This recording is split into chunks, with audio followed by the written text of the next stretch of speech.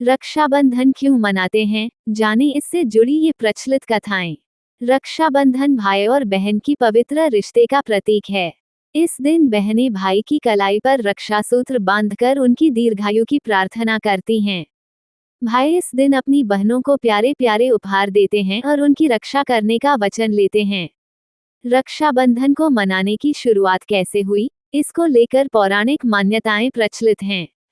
आइए जानते हैं रक्षाबंधन का इतिहास और इससे जुड़ी कहानियां। रक्षाबंधन क्यों मनाते हैं, इसको लेकर बहुत सी पौराणिक कहानियां प्रचलित हैं। रक्षाबंधन की शुरुआत कब और कैसे हुई, इसको लेकर कई सारी कहानियां बताई गई हैं। आज हम आपको बता रहे हैं रक्षाबंधन से जुड़ी पौराणिक कथाएं। कहीं बताया गया है कि रक्षाबंधन का आरंभ सतयुग में हुआ था, तो कहीं बताया गया है कि रक्षाबंधन का आरंभ माता लक्ष्मी और महाराजा बलि ने किया था। आइए जानते हैं रक्षाबंधन से जुड़ी प्रचलित कथाएं। रक्षाबंधन का संबंध श्रवण कुमार से।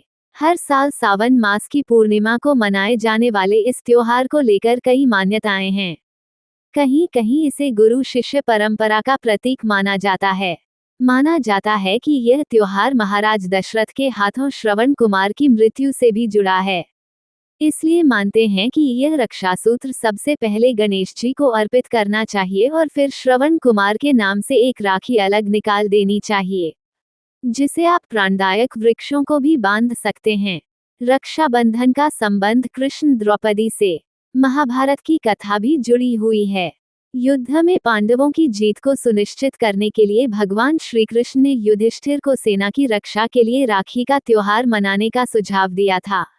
वहीं अभिमन्यु युद्ध में विजयी हो, इसके लिए उनकी दादी माता कुंती ने भी उनके हाथ पर रक्षा सूत्र बांधकर भेजा था। वहीं द्रौपदी ने भी उनकी लाज बचाने वाले अपने सखा और भाई कृष्ण जी को भी राखी बांधी थी।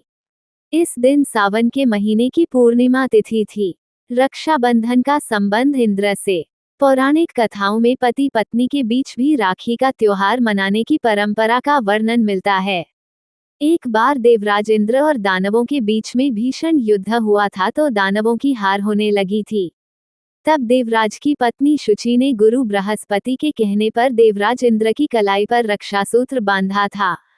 तब जाकर समस्त देवताओं के प्राण बच पाए थे। रक्षाबंधन का संबंध माता लक्ष्मी और राजा बलि से।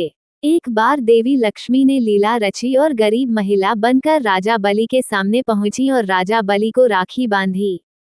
बलि ने कहा कि मेरे पास तो आपको देने के लिए कुछ भी नहीं है।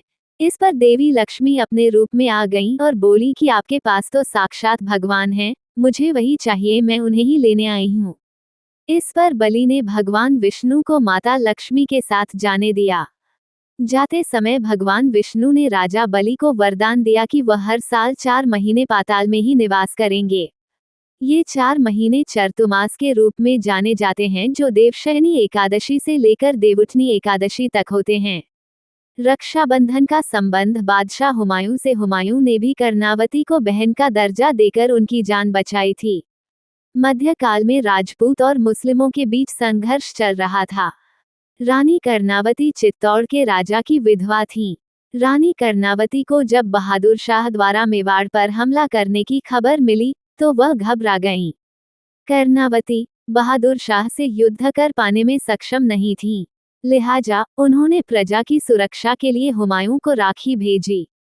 तब हुमायूं ने राखी की लाज रखी और मेवाड़ पहुंचकर बहादुर शाह के खिलाफ युद्ध लड़ा।